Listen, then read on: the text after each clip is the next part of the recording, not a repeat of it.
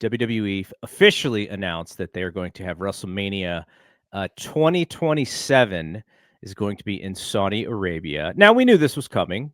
They cannot, in their business sense, in their business practices, in their DNA, they cannot turn down the kind of money that they are being offered to have a WrestleMania be in Saudi Arabia. So that was a very like no-brainer, like news. Like I wasn't surprised in the least, though I could see why some people were very frustrated.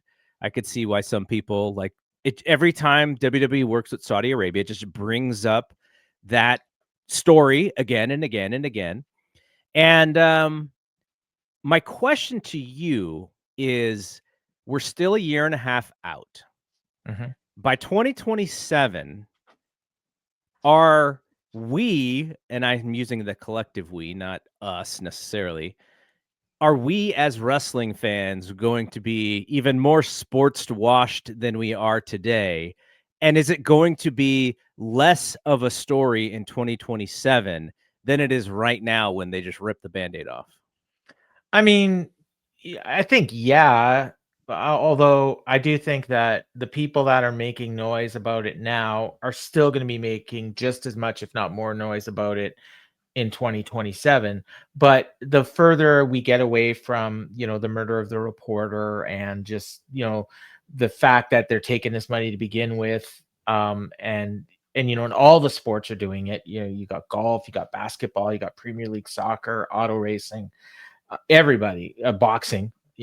All the big boxing matches, well, not all, but most of the big boxing matches are over there, or sponsored by them. Like we just had one this weekend, right? That was, even though it was Mexican Independence Day, wasn't it sponsored by Riyadh Season? Like, so, it's the whole, it's to the point now where you don't even realize it. Like you see these logos and you're like, oh, you kind of feel icky, but then you just, well, if I'm going to watch, so I think that that aspect of it is never going to go away. And as we get further and further away, for most people, it's going to be less and less of an issue. But I do think that the fact that they are, quote unquote, taking WrestleMania, that is, to me, that's the more interesting talking point, because I'm seeing and hearing a lot of people complaining. But when I really look at the people that are complaining, it's the same people that complain about everything with WWE. And when I look at the actual people that go to shows and watch shows, I don't know if it's as big a deal for them, as, the people that are paying this money for these tickets, the people that are watching the show weekly. Whereas the people that maybe go to Mania weekend so they can see the indie shows, those are the people that are upset. The wrestlers, that's kind of a smaller number, very small number, but they make a lot of noise. So like that's what I'm seeing.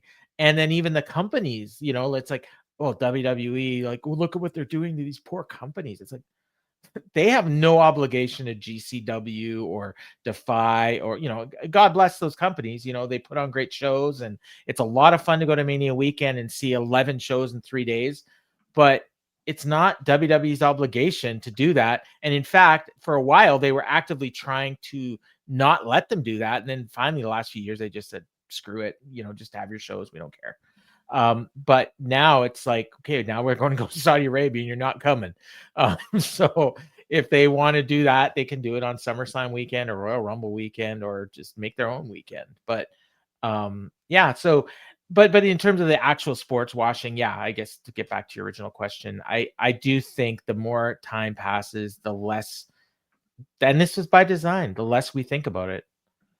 And I feel bad about that, but it's just reality. So the other part of this is, do you think that Tony Khan should try and create something that would benefit what you're just talking about, which is that traveling wrestling fan? It could get them some good PR. The anti, sports washing, that you don't need to, because AEW is not going to do business with them, and thus they're going to cater to these American fans who are missing out on WrestleMania. I thought it was an interesting idea, and I talked to Big Dave about this as well.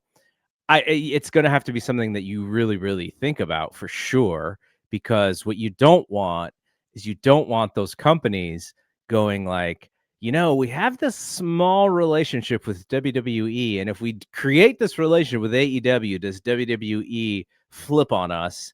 And thus, maybe we don't do this AEW thing. So I think that would be the flip side. I did think it was an interesting idea. So you're talking head to head? I don't know if I mean, that would be the biggest bang for the buck, right? Yeah, But because I mean, they already have All In, which is their WrestleMania. So you could, I mean, could be either Tony reaching out to these companies and saying, "Hey, if you want to have your Mania weekend, we can call it All In weekend, and you can come. We'll advertise your shows on our shows, and you can use our wrestlers, and and that they could do that." But then, like you say, a GCW, for instance, clearly is working with WWE. They have people go to the Bloodsport shows and even some of the other shows. Natty's on these shows all the time. Karrion Kross just showed up. I don't know if he's under contract with WWE or not. I suspect he is. He was just on their homecoming show. Matt Cardona is with TNA in them, and so they got a relationship there. So yeah, you're taking a chance of destroying that relationship. But then again, the WWE relationships are pretty one-sided anyways. So maybe there's no but there's real. always that idea that you have to be in good standing with them, Yeah, because what if they call? yeah, What if they for that one time, they need something, and if we don't cater to them and kiss their ass, then they're not going to call us. This is our possible opportunity. Like, there's always that. And yeah, I see it, you would think from this local perspective, right? Like, in the Bay Area, I don't really go to any of the indie shows anymore, because APW, which is Marcus Mack's company, like, they don't run anymore. They haven't run really. But I still see, like, Marcus Mack directly, if WWE is in town and they need somebody to do something, they'll call him up and go, "Hey, we need somebody to do something with Baron Corbin." That was the last one that I can think of. I think yeah. he got like a beer spilled on his head as a person in the crowd for Baron Corbin. And he's game, because he likes when he gets to do stuff with WWE, but B, like, it's a great perk for him as a local wrestling promoter that he's in their cell phone, he's in their Hmm. contacts. And so I completely get it from that perspective. And so if AEW was kind of bigger than they are now, then maybe you don't have to worry about it as much. But I think they're still quite a bit smaller than WWE, especially in the minds of people who are in the business. But then, maybe there are some companies that would not just do anything with WWE. I don't know if those people exist, but Well, maybe. Defy is probably one of them. I don't see them. They don't really work with WWE, and they definitely work with AEW. There's probably a few others. So Um, maybe you could find those yeah, companies who you don't have to be worried about, yeah. and you do your own little thing, and you run it, and then you do a star cast at the same time. Revolver's a pretty big one. Sammy Callahan's company, and him and Mox are good friends. So, Yeah. you So know, maybe that might be the move. yeah, and yeah, but it's not going to be the same. But I mean, for those fans, it'll be great.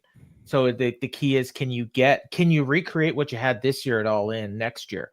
And that's a big question, because I mean, well, they're going to be in UK for All In, so you can't do it there. You'd have to have a second, like, All In type show. Mhm. But maybe it's All Out, maybe it's Double or Well, Nothing. that's what I'm saying. You could Yeah, create something yeah. around WrestleMania weekend if you wanted. Like, See, maybe even going the day before, yeah, Heads or Up, or even though same weekend. I think that's gonna be tough, because your media coverage is going to be all WWE that week.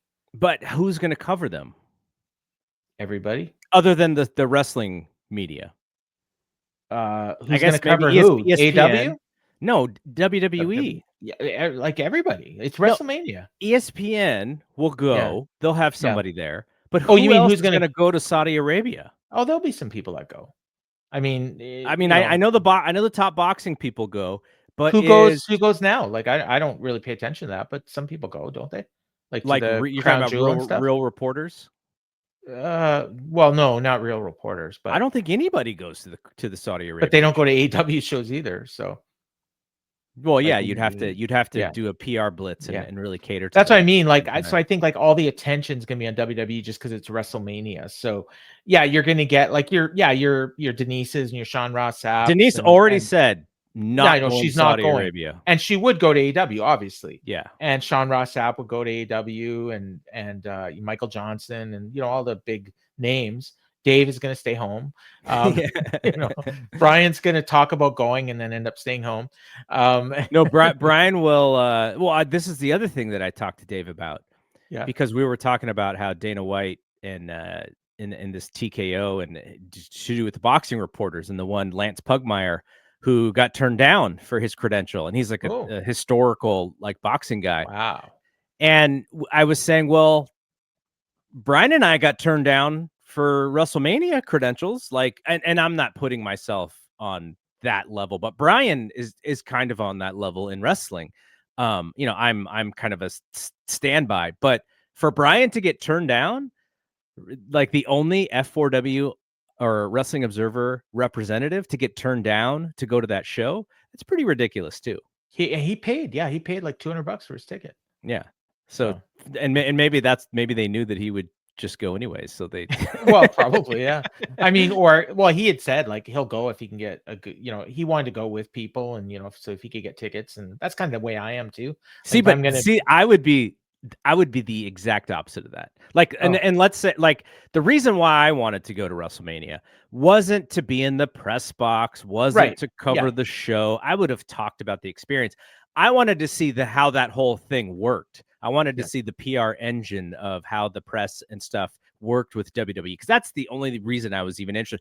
And I even said I would have probably found a way to leave before the main event started so I wouldn't get locked out of, getting out of there because yeah. You that's what just they did one time or not last year, but the year before where they just locked people in the press box who were not allowed to go to the press conference. So like but as a standing member of the media, if I was not, I'm not saying that I am necessarily, but if I was, and I got turned down for a press credential, I would not have paid my own way to go in. I yeah. would have said, okay, I'm not going to give them that level of coverage because I didn't get a credential.